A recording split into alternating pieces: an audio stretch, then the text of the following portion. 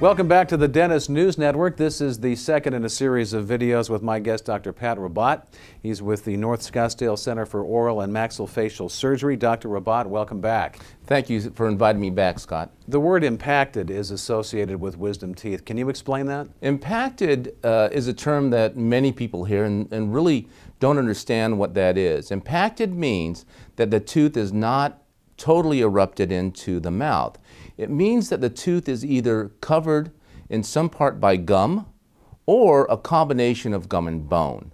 And many times when we see individuals come in, they're pretty much a combination kind of a patient where the tooth is covered in both bone and gum. Now, do all wisdom teeth at some point need to be removed? No, not all wisdom teeth have to be removed. If a person has enough room for a wisdom tooth to erupt into their mouth and to be able to function and maintain and keep that tooth clean, then that tooth can be maintained as the other dentition.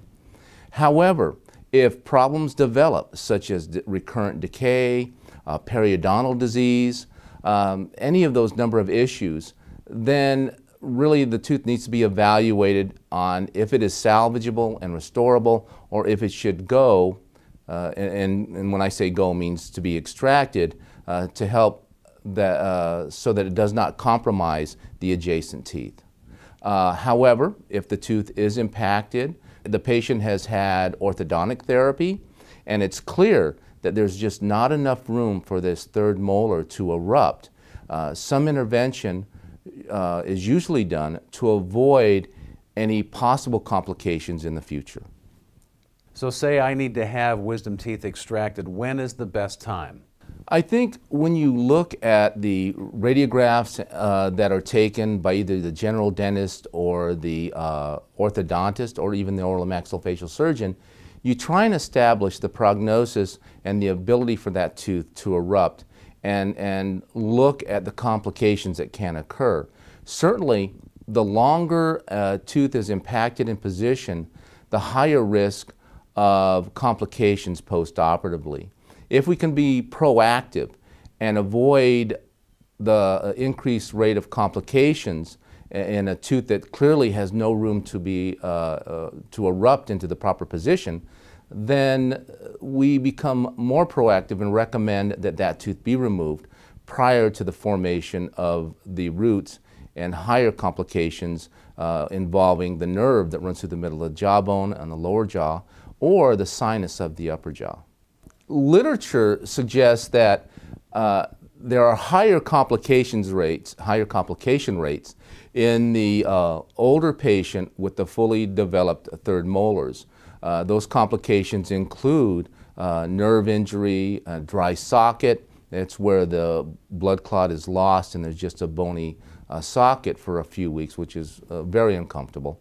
And so really when the surgeon looks at the tooth, ideally it's prior to the total formation of the root. Once again, the literature suggests that by removing this tooth before the roots are formed, there is significantly lower risk of nerve injury or sinus injury and other complications involved in the removal of the tooth.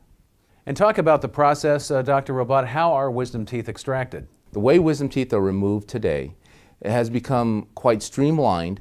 The instrumentation that we use has changed significantly in the days where they were utilizing basically a hammer and a chisel. The procedure itself really only takes a few minutes, between 30 to 45 minutes to do the procedure, and you're in the office most of the time about an hour. Most patients tend to choose to be asleep for the procedure. It's quite comfortable for them. Very similar to colonoscopy or endoscopy, where the patient chooses to be asleep for those procedures as well. We utilize the same medications to sedate or put a patient to sleep in the office as they do for those other procedures, and it's a very safe procedure on a healthy patient. The procedure itself is gaining access to the tooth by making a small incision overlying the impacted tooth and then removing bone over the crest of the tooth, just accessing the top of the tooth. And then the tooth is usually split to be removed. The site is irrigated with the significant amount of salt water and then closed with dissolving stitches. It really does go very smoothly, and although there can be swelling after the procedure, many patients don't have any swelling. All right, Dr. Rabot, thank you. Thanks, Scott, for having me. My guest has been Dr. Pat Rabot with the North Scottsdale Center for Oral and Maxillofacial Surgery. You're watching the Dentist News Network.